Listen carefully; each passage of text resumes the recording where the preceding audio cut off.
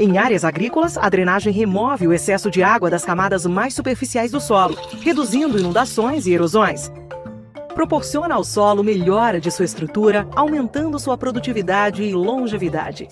Além disso, uma boa drenagem favorece a aeração, a proliferação de micro-organismos benéficos e, consequentemente, o aumento na disponibilidade de nutrientes às plantas. Em solos muito úmidos, as raízes não apresentam bom desenvolvimento, afetando a absorção de água e nutrientes pela planta. A melhora da estrutura do solo é outro benefício causado por uma drenagem eficiente.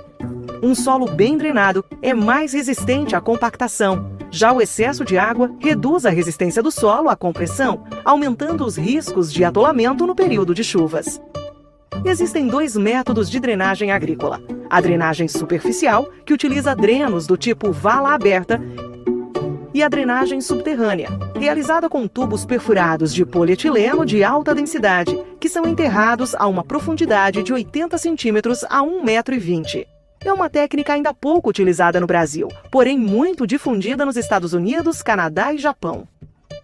Ambos os métodos têm como objetivo a remoção do excesso de água da camada superficial do solo, com a intenção de controlar a umidade nos níveis onde as raízes se desenvolvem.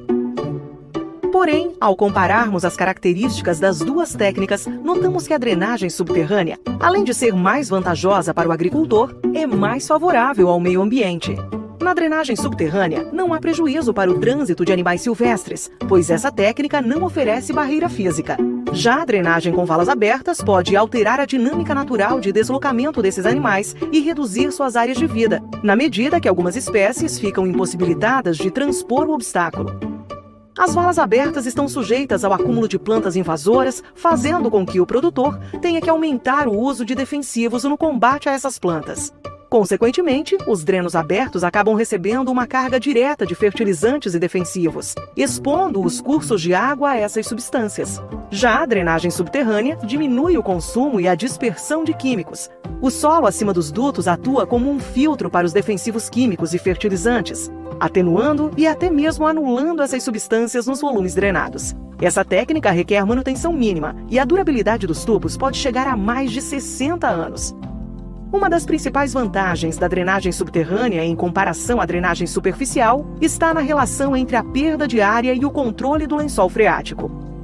O uso da vala aberta impõe perdas consideráveis de terra agricultável e por isso os produtores optam por um distanciamento maior entre essas valas. Porém, quanto maior a distância entre elas, maior deve ser a profundidade de cada vala, e isso causa um rebaixamento muito acentuado na profundidade máxima do lençol freático.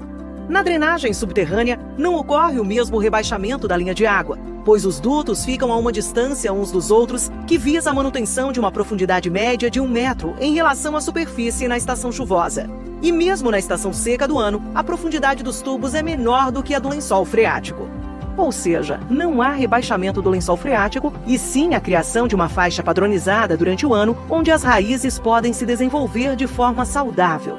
Com essa técnica, possibilitamos a utilização de água subterrânea em épocas de seca para as plantas com raízes que alcançam profundidades maiores que 1 metro. Devido ao lençol freático manter sua profundidade natural nos meses secos do ano, no retorno das chuvas, o efeito de capilaridade do solo mantém a umidade na superfície da terra por mais tempo e favorece um plantio com mais segurança e mais cedo da safra e, consequentemente, da safrinha.